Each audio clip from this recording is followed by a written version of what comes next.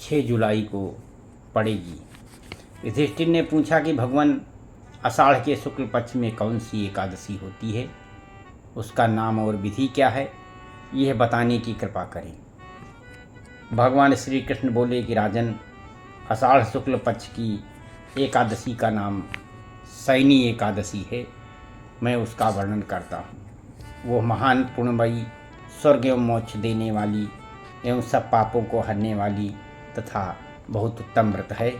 आषाढ़ शुक्ल पक्ष में शयनी एकादशी के दिन जिन्होंने कमल पुष्प से कमल लोचन भगवान विष्णु का पूजन तथा एकादशी का उत्तम व्रत किया है, उन्होंने तीनों लोकों और तीनों सनातन देवताओं का पूजन कर लिया।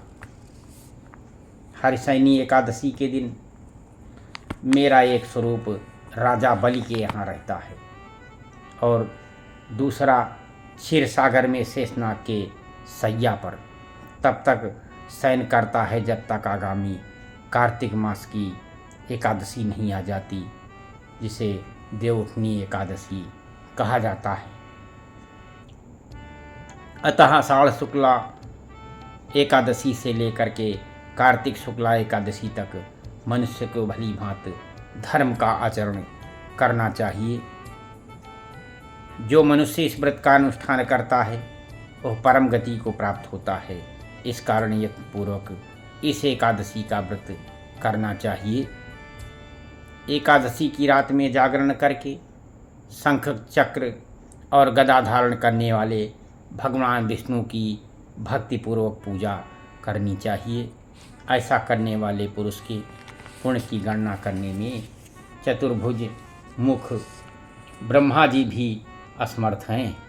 राजन, जो इस प्रकार भोग और मोक्ष प्रदान करने वाले सर्वपापहारी एकादशी के उत्तम व्रत का पालन करता है, वह जाति का चांडाल होने पर भी संसार में सदा भगवान का प्रिय होता है।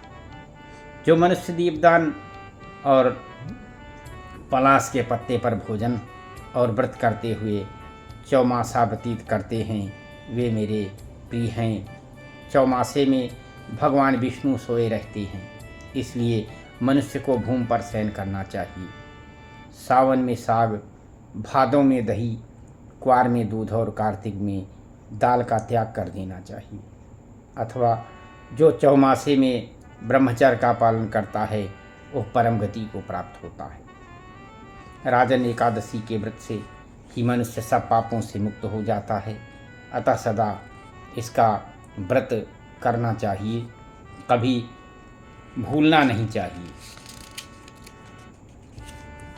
देवशयनी और बोधनी के बीच में जो कृष्ण पक्ष की एकादशियाँ होती हैं, गृहस्थ के लिए वे ही व्रत रखने योग्य हैं। अन्य मासों की कृष्ण पक्षी एकादशी गृहस्थ के रखने योग्य नहीं होती।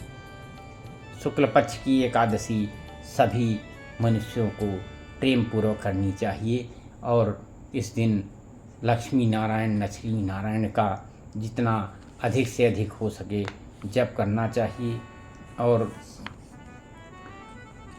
भगवान की विधि विधान के साथ पूजा करनी चाहिए और धूप दीप नैवेद्य कमल के पुष्प से लक्ष्मी नारायण का विधि विधान के साथ कल पूजन करें और इसके बाद प्रेम पूर्वक व्रत रहे। शाम को पुनः पूजन करके और रात्रि जागरण करें और दोनों संध्या बेला में अधिक से अधिक जितना हो सके तुलसी की माला पर लक्ष्मी नारायण का जाप करने वाले को भगवान सदैव उत्तम गति देते हैं और उसके सभी पापों का नाश हो जाता है। लक्ष्मी नारायण नारायण हरि हरि, श्रीमन नारायण नारायण हरि हरि, तेरी लीला सबसे न्यारी न्यारी कि हरि हरि। लक्ष्मी नारायण नारायण हरि हरि, भजमन नारायण नारायण हरि हरि।